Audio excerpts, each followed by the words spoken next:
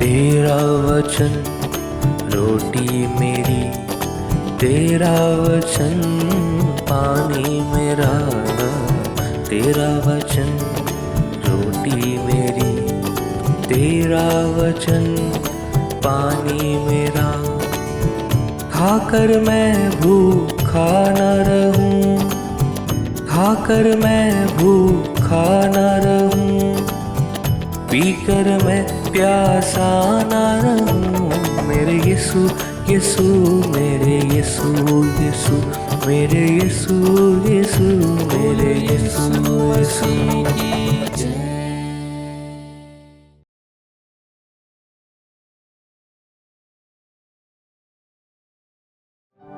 आइए मिलके प्रभु के नाम को महिमा देते हुए इस गीत को गाएंगे। मुक्ति का नायक वो जय मुझे देता है, मुझ में वो जीवित है और ये कितना आनंद है।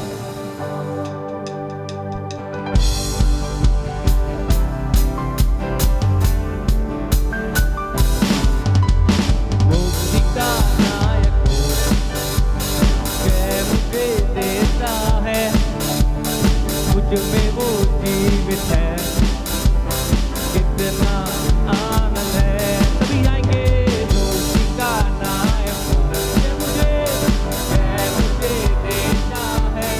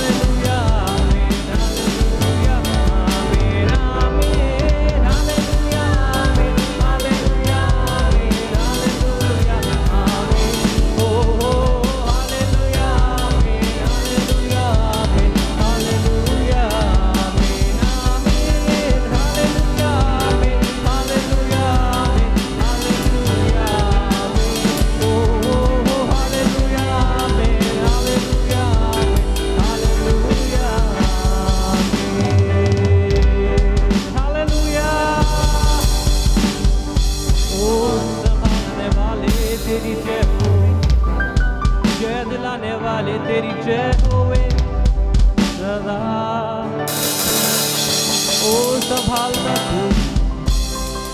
तू महान है।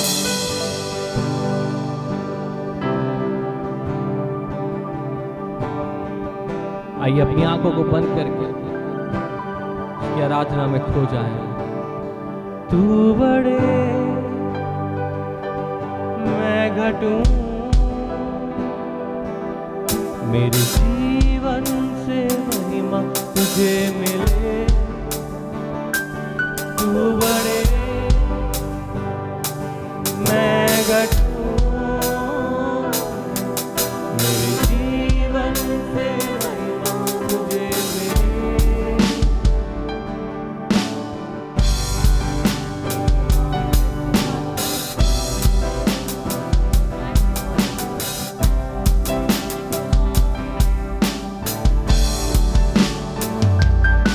तेरे नाम के लिए जिए हम,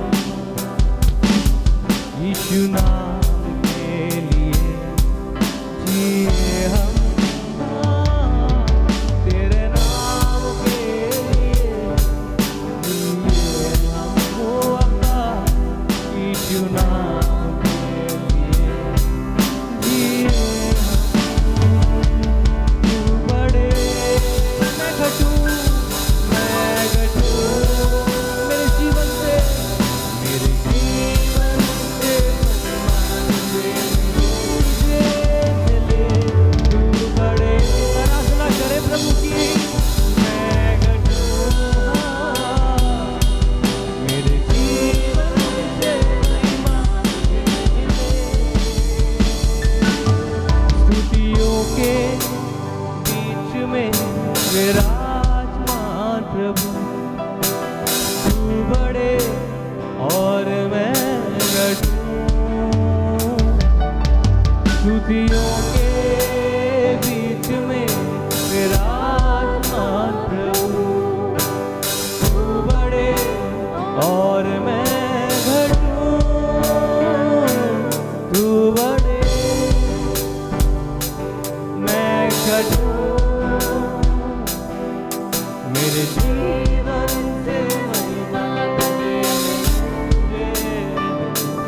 तू बड़े अब्बा पिता मैं घटूं, ओ यीशु राजा मेरे जीवन से महिमा तुझे मिले। यीशु नाम में चंगाई, यीशु नाम में है रिहाई। यीशु नाम में है सच्चाई, यीशु नाम में है भलाई।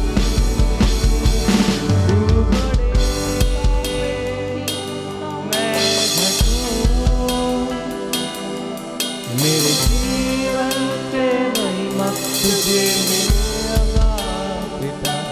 तू बड़े मैं घटूं, मेरे जीवन से महिमा तुझे मिले। तू मेरा है मैं तेरा हूँ, तू मेरा है मैं तेरा हूँ। तू मेरा है मैं तेरा हूँ, तू मेरा है मैं तेरा हूँ। है खुदा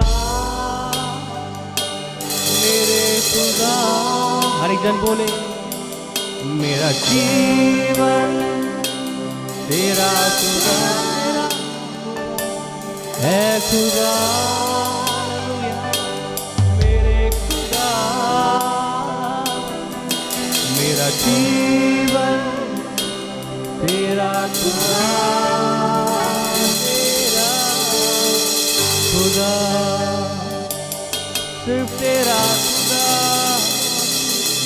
ओ अब्बा तेरा खुदा, यीशु तेरा है,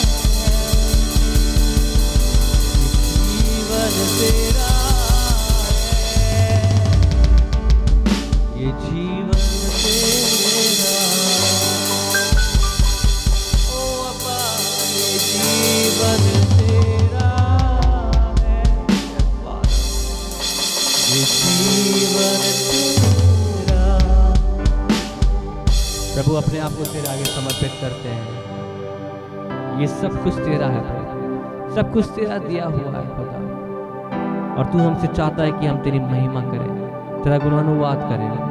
होने दे प्रभु हमारे जीवन से सदैव तू बढ़ता जा और हम करते चले जा। आइए प्रियो प्रभु के दास के द्वारा उसके जीवित और सामर्थ्य वचन को सुनेंगे जो प्रभु ने आज हमारे लिए रखा है।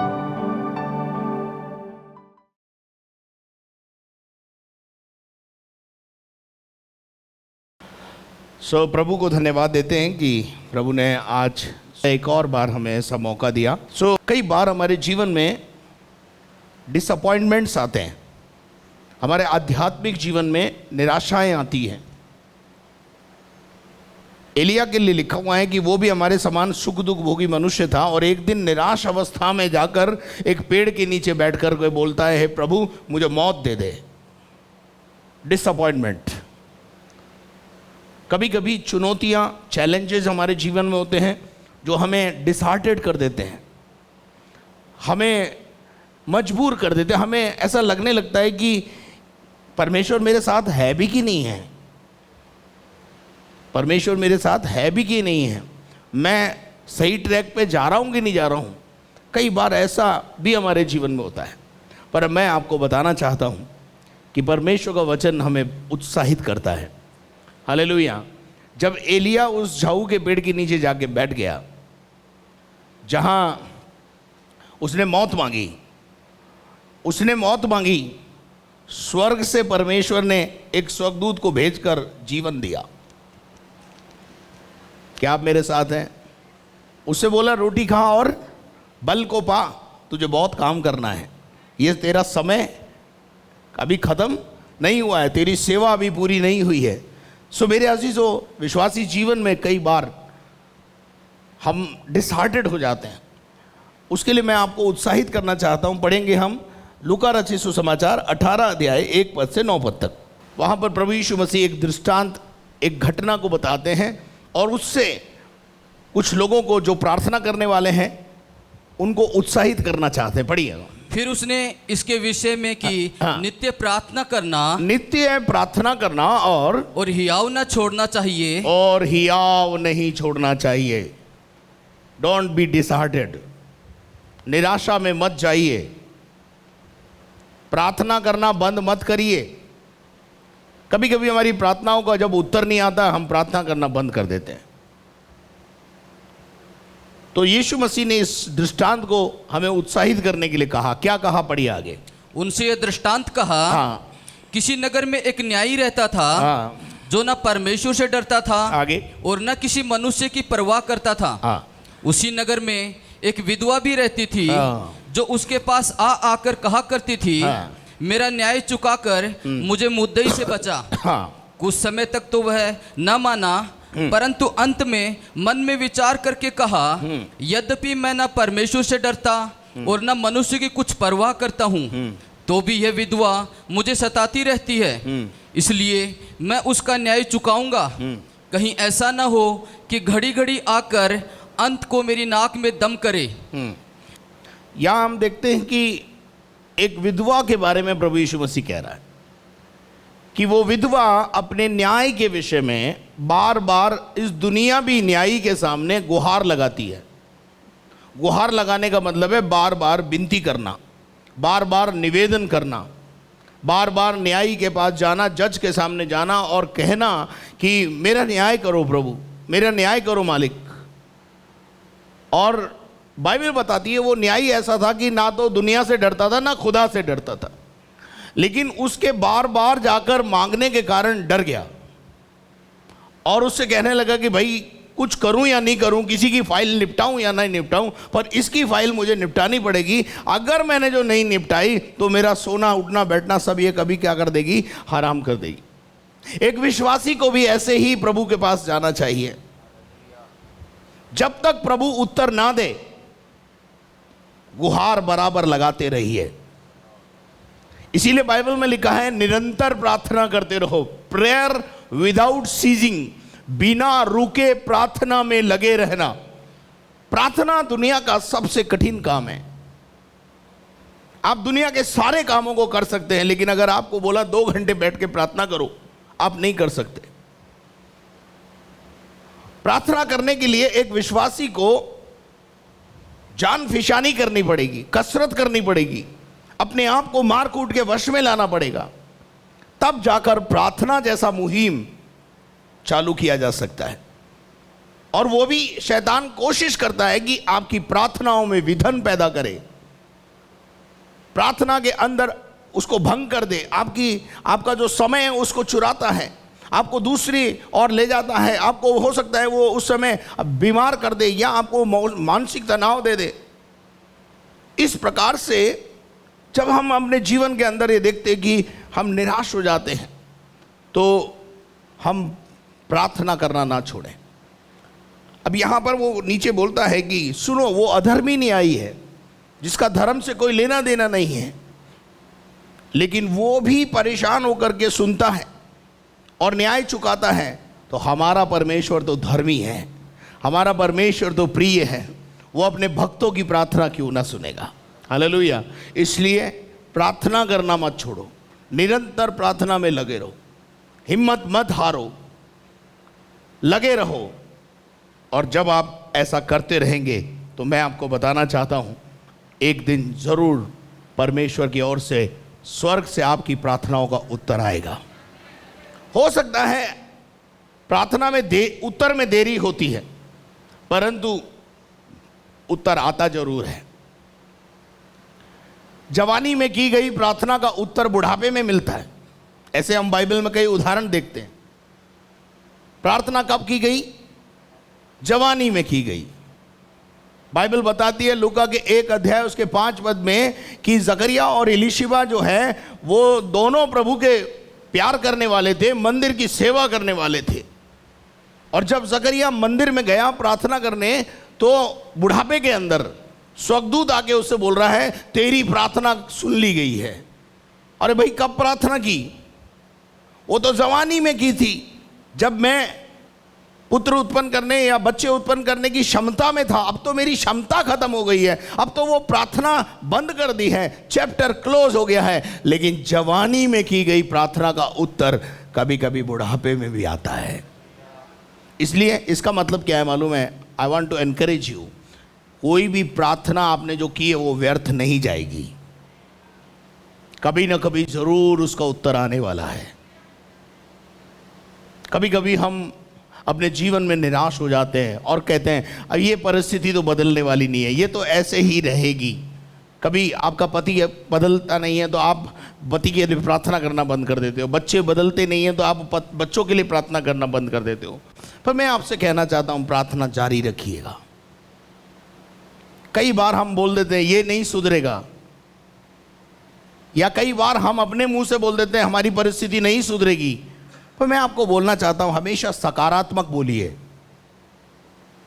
हमेशा सकारात्मक बोलिए। आप देखेंगे उस सकारात्मक बातों को बोलने का प्रति उत्तर आपको थोड़े ही दिन के बाद मिलना चालू हो जाएगा। हालेलुया। सो मैं और आपको बताना चाहता हूं कि यहां पर पौलुस जो है, पौलुस के जीवन के अंदर भी परेशानियां आई। उन परेशानियों को देखते हुए मैं एक बात आपको बताना चाहता हूं, निकाल के पढ़ें 2 कुरिन्थियों 4 अध्याय और उसके 16 पद से 18 पद तक पढ़िए। इसलिए हम हियाव नहीं छोड़ते, इसलिए हिम्मत मत हारो, हिम्मत मत छोड़ो, हियाव नहीं छोड़ना। और यद्यपि हमारा भारी मनुष्यत्व तो नष्ट होता जाता है, यद्यपि हमारा भारी मनुष्यत्व हारि के कारण, बीमारी के कारण, उम्र के कारण क्या होता चला जाता है? क्षीण होता चला जाता है, कमजोर होता चला जाता है। लेकिन जैसे जैसे हम प्रार्थना करते हैं, जैसे जैसे हम वचन पढ़ते हैं, भले ही हमारा शरीर क्षीण हो जाता है पर हमारी आत्मा बल पाती चली जाती है, आत्मा बलवंत हो जाती है। इस शरीर को वैसे भी पाल पोस के कितना भी कुछ कर लो, ये काम तो देने वाला नहीं है। लेकिन आपकी आत्मा को पौलुस कहता है हम हियाव नहीं छोड़ते। अगर आप पौलुस के जीवन को देखें, पौलुस के कष्टों को देखें, तो मैं समझता हूं कि पौलुस के कष्टों के सामने आपका कष्ट तो 1% भी नहीं है। वो कहता है बार बार मैं जोखिमों में गया, बार बार मैंने जो है जंगलों के अंदर जब यात्रा की उसका जोखिम उठाया, हवाई जहाज में उस पानी के जहाज में गया तो मैं यात्रा के जोखिम में रहा, जंगलों के अंदर जोखिम में रहा, और 5 बार मैंने जो है बेते का कोड़े खाए, और जो है 3 बार मैंने बेते खाई। मसीह के कारण दुख उठा रहा है, शरीर घटता चला जा रहा है, और अंदर से पौलुस मजबूत होता चला जा रहा है। आप अंदर से मजबूत होना चाहते हो या बाहर से हष्ट-पुष्ट रहना चाहते हो? हेलो, असल क्या है?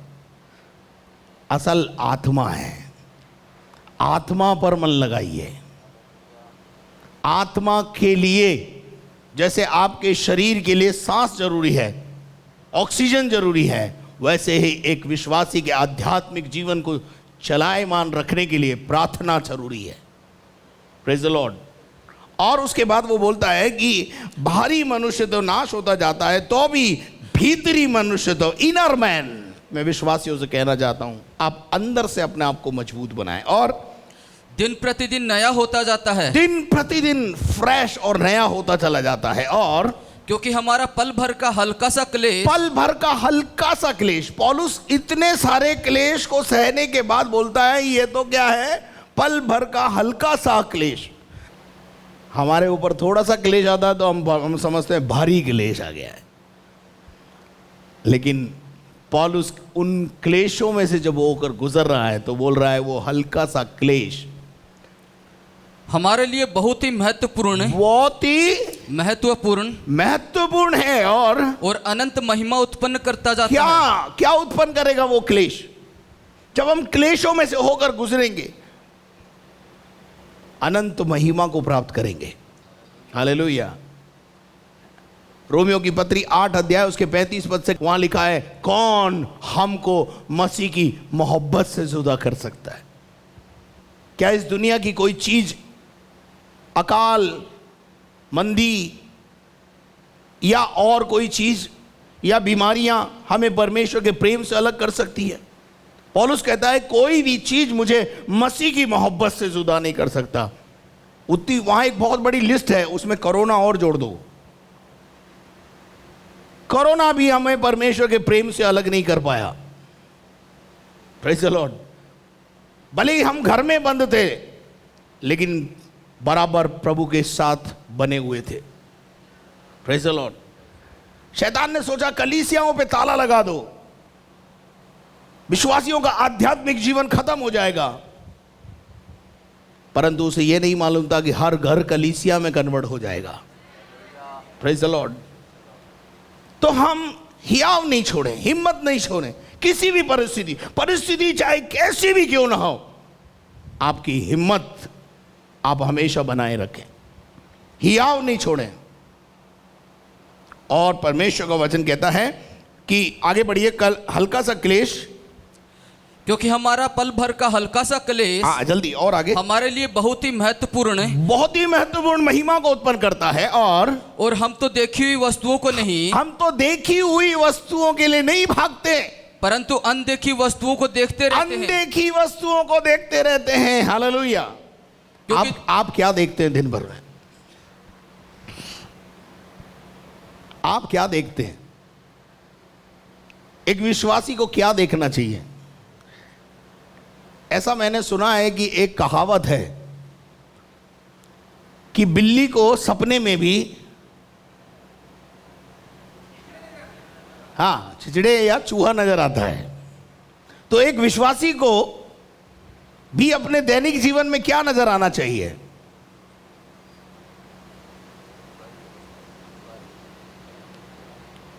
अनदेखी वस्तुएं, स्वर्ग की बातें, जिसे स्वर्ग को अभी हमने देखा नहीं है, अनदेखी बातों पर विश्वास करना, अनदेखी बातों के लिए दौड़ना। मसीही जीवन एक दौड़ है मेरे प्रिय लोगों। मसीही जीवन एक 100 मीटर की दौड़ नहीं है जो आपने इस संडे आए और अगले संडे खत्म हो गई। ये वो दौड़ नहीं है। ये दौड़ जब शुरू होती है मौत का घंटा जब बजता है तभी दौड़ स्टॉप होती है। इसको रिले रेस बोलते हैं, इसको एक तरीके से रिले रेस बोलते हैं। एक पीढ़ी दूसरी पीढ़ी को देकर चली जाती है। मसीहत एक ऐसी दौड़ है जिसे रिले रेस कहते हैं। मसीहत एक लंबी दौड़ है। मसीहत एक मैराथन की तरह है जो 100 मीटर 200 मीटर की दौड़ नहीं है। अगर आपने मसीही जीवन में यह सोचा है कि चलो 100 मीटर दौड़ करके देख लेते हैं या 200 मीटर दौड़ के देख लेते हैं, तो मैं आपको बता देना चाहता हूं आप एक गलतफहमी के शिकार हो। यह दौड़ मैराथन दौड़ है। और मैराथन दौड़ जो होती है, जिसने कभी दौड़ी हो तो उसको पता है कि वो बड़ी लंबी दौड़ हुआ करती है। 20-20 किलोमीटर 25-25 किलोमीटर दौड़ का लक्ष्य रखा जाता है। और उसमें जो होता है ना, और मैंने देखा है कि मैराथन दौड़ जब होती है तो स्टार्टिंग पॉइंट पर बहुत सारे लोग उत्साहित होकर खड़े रहते हैं, बनियान वनियान पहन के ही हूं करते रहते, मानो ऐसा लग रहा है जैसे यही तीर मारेंगे। आध्यात्मिक जीवन में भी यही होता है। शुरुआती दौर में हम बहुत उत्साहित होते हैं। कभी आपने देखी, किसने देखी मैराथन दौड़? स्टार्टिंग पॉइंट देखा है? हाँ, देखा आपने, मैंने भी देखा है, मैंने दौड़ी भी है, इसलिए मुझे अनुभव है। इन स्टार्टिंग पॉइंट के ऊपर जोश से भरे हुए होते हैं सारे के लोग, सारे के सारे लोग। सही कह रहा हूं गलत कह रहा हूं? बड़ा टी शर्ट पहन करके, और यहां पे भी मैराथन लिखा हुआ है, और वर्जिश करते हैं, ऐसे करते हैं वर्जिश जैसे कोई मत तीर मारने वाले यही है। लेकिन 100 मीटर 200 मीटर 1 किलोमीटर दौड़ने के बाद भीड़ छटना शुरू होती है। थकने लगते हैं लोग, हिम्मत हारने लगते हैं लोग, हियाव छोड़ने लगते हैं लोग। उनका शरीर उनका साथ नहीं देता, परिस्थितियां साथ नहीं देती, यहां से कमजोर हो जाते हैं, शरीर से कमजोर हो जाते हैं। और कुछ ही लोग होते हैं जो फिनिशिंग पॉइंट पर पहुंचते हैं।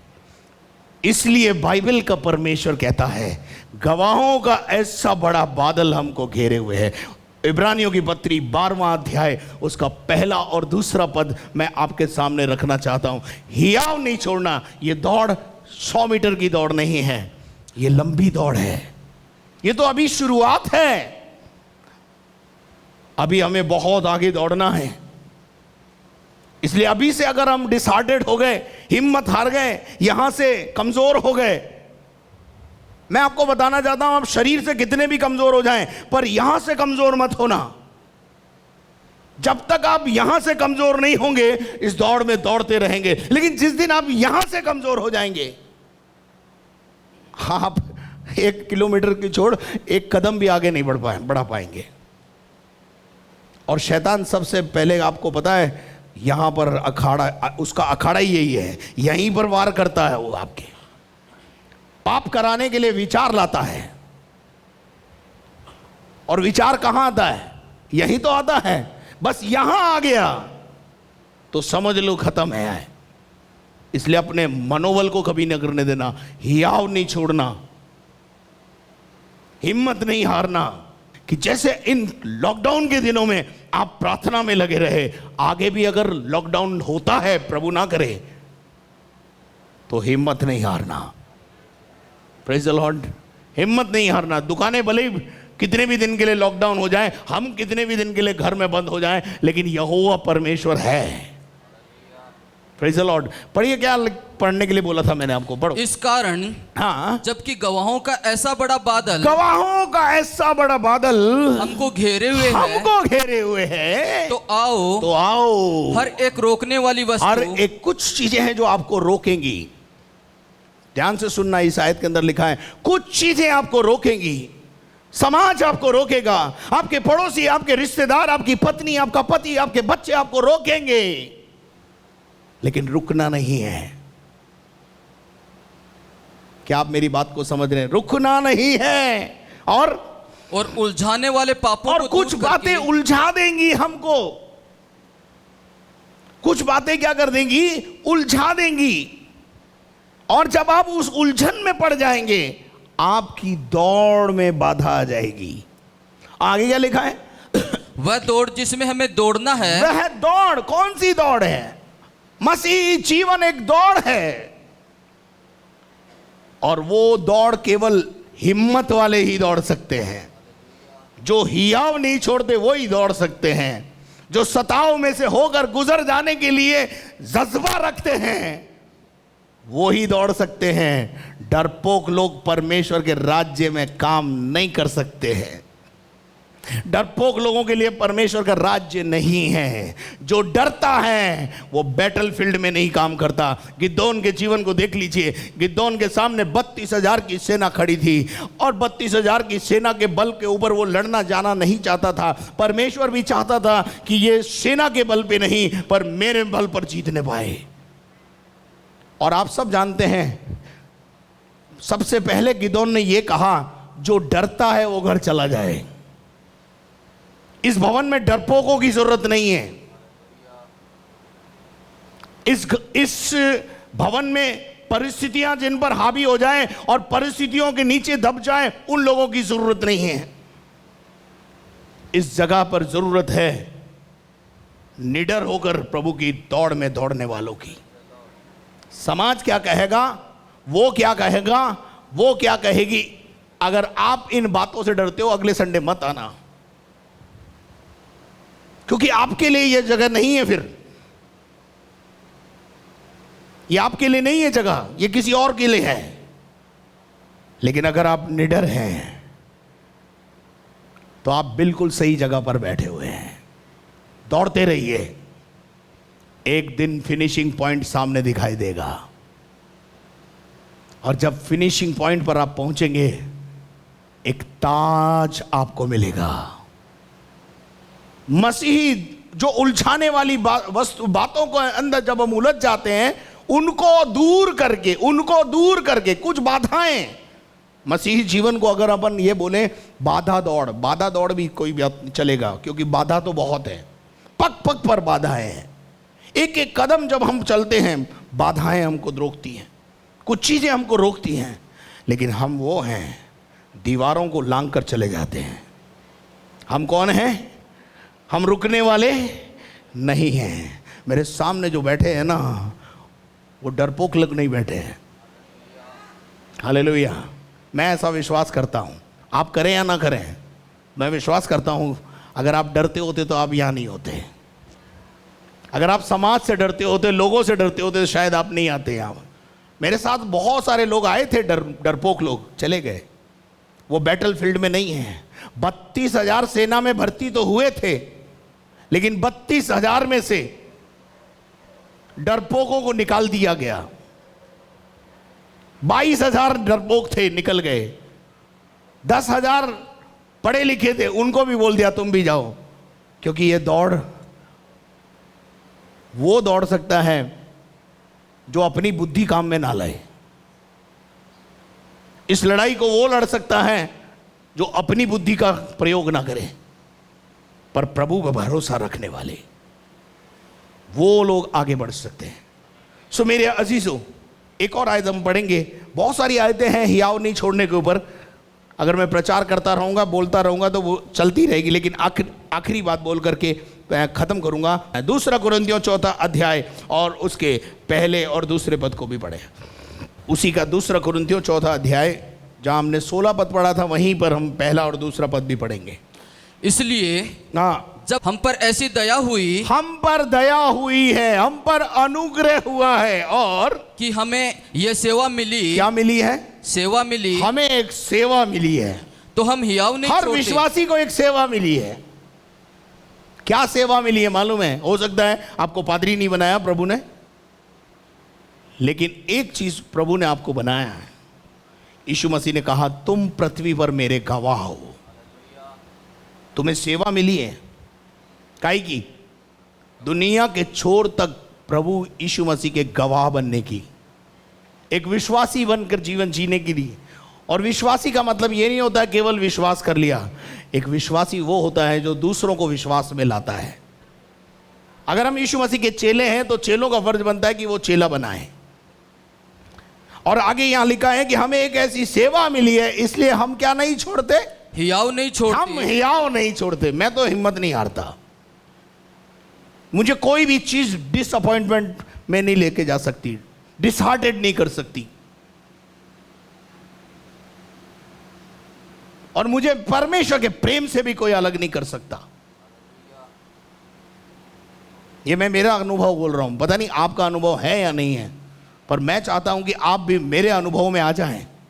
कोई चीज हमें मसीह की मोहब्बत से जुदा नहीं कर सकती है। हमें हियाव बांध के चलना है, हिम्मत रखनी है। परिस्थितियां कितनी भी विपरीत हो, आंधी और तूफान आपको घेरे हुए हो, अरे उस किश्ती का कौन क्या बिगाड़ सकता है जिस किश्ती में यीशु मसीह हो। Praise the Lord. आपकी किश्ती में यीशु है कि नहीं है? हैं? अगर है तो फिर आंधियों से क्या डरना, तूफान से क्या डरना। सिर्फ यीशु को जगाने की देर है, उसको आगे लाने की देर है। वो आकर खड़ा होगा तो आंधी और तूफान तो उसका कहना मानते हैं। बड़ी बड़ी आंधी और तूफानों को मैंने थमते हुए देखा है। मेरे खिलाफ भी बहुत आंधी और तूफान उठते हैं, पर हर आंधी और तूफान में मैं यीशु को आगे लाता हूँ और यीशु से कहता हूँ, यीशु मेरे तो बस की बात नहीं है, आप ही थोड़ा कर लो। और जब यीशु खड़ा होता है तो उस आंधी और तूफान को डांट कर थमा देता है। बोलता है ये मेरे बंदे हैं, ये मेरा दास है, इसको छूने की ज़रूरत नहीं है। आज वही यीशु आपका भी प्रभु है। हिम्मत नहीं हारो बहनों, हिम्मत मत हारो। आपके बच्चे गलत चल रहे हैं, हिम्मत मत हारो, प्रार्थना मत रखो। आपका पति ठीक नहीं चल रहा है, हिम्मत मत हारो। पतियों से कहना चाहता हूं, पत्नी ठीक नहीं चल रही है, बच्चे ठीक नहीं चल रहे हैं, विषम परिस्थितियां चल रही है, प्रार्थना में रहो, हिम्मत मत हारो। डोंट लूज योर करेज। अपना हिम्मत को खोना नहीं। एक दिन जरूर आप फिनिशिंग पॉइंट पर पाए जाओगे। Praise the Lord. आइए और प्रभु से कहें, प्रभु ऐसा ही हिम्मत हमारे को दे कि हम विषम परिस्थितियों में, आंधी और तूफान में आगे बढ़ते चले जाएं। बाइबल का परमेश्वर कहता है, जब उलझाने वाली वस्तुएं तुम्हें उलझाने की कोशिश करती हैं तो तुम धीरज से दौड़ो। ये दौड़ फास्ट दौड़ने की नहीं है, एकदम भागने की नहीं है, धीरे धीरे धीरे धीरे। मैराथन दौड़ जो दौड़ते हैं और जो समझदार होते हैं ना, वो बड़ी धीमे धीमे जाते हैं।